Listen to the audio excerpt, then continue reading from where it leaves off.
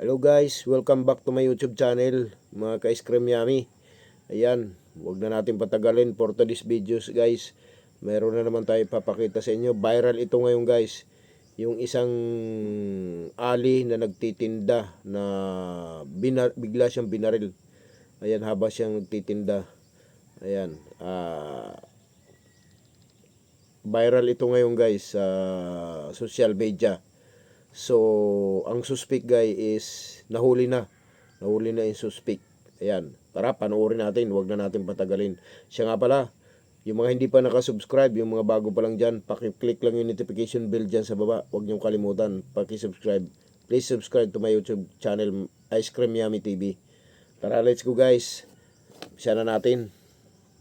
Nahuli na ng mga otoridad ang sospek sa pamamaril sa isang tindero sa palengke na naganap sa barangay Santa Ana, Taytay, Rizal. Kinilala ng pulisya ang sospek sa pangalang alias Fred na naaresto sa bayan ng Angono, Rizal kung saan siya pansamantalang nanunuluyan.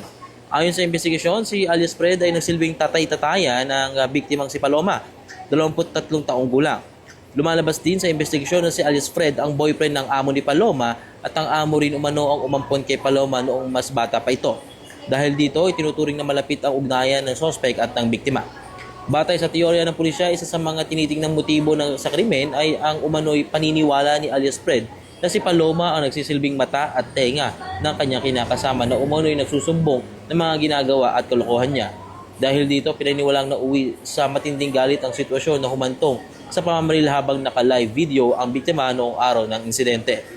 Nahuli siya sir through hot pursuit operation sa address niya sa Angono, Rizal. 9 a.m. ngayong umaga. Nahuli siya sir dahil po doon sa aming witness na nakakilala sa kanya. Previous sir, dati po silang mag-amo, yung suspect and the victim po. Tapos, ano sir? Ano pong motibo? Based sa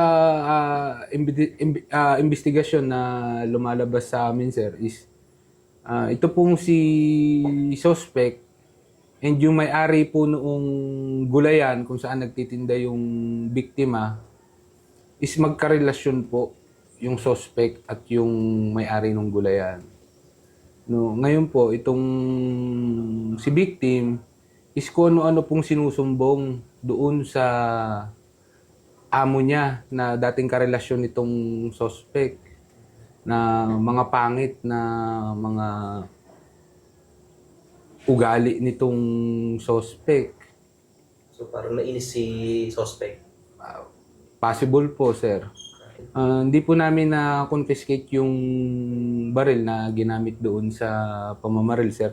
Pero naka-recover po doon sa crime scene ng basyo ng bala. Okay. Sir, meron po siyang kasabot?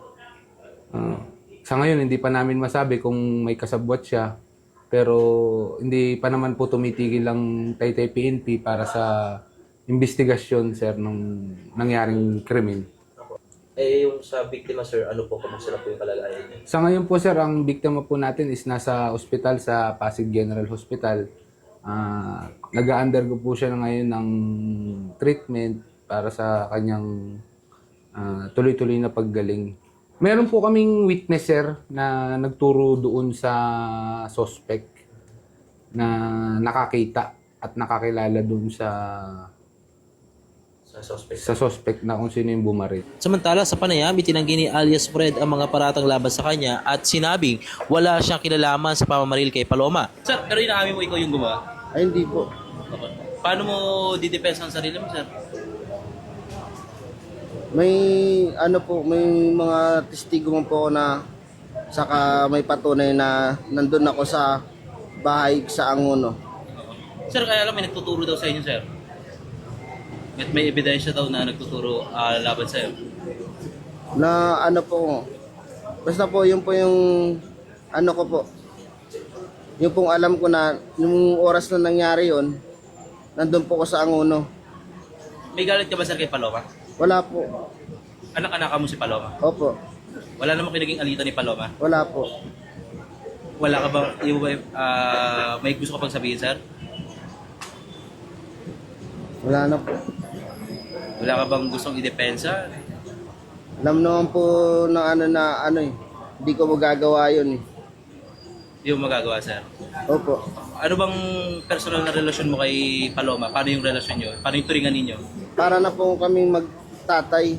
Oo. Tapos, Yun na po yun. yun lang, sir. Sir, may gusto ka pag sabihin, sir? Wala na, sir? Wala po. Sa kasalukuyan, si alias Fred ay nakapiit sa Taytay Municipal Police Station at naharap sa kasong frustrated murder habang patuloy pa rin iniimbestigan ng mga otoridad ang iba pang detalye ng kaso kabilang ang posibleng iba pang sangkot sa insidente. Ang kakaso po namin sa kanya, sir, is frustrated murder po.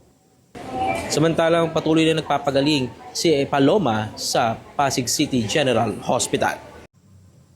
So yun guys. Ano masasabi nyo? Maraming salamat sa inyong panonood. Don't forget to subscribe to my YouTube channel. Pakiclick lang yan yung notification bell dyan sa baba. Ayan, malaking bagay at malaking tulong niyo. Maraming salamat po sa inyong lahat. God bless po.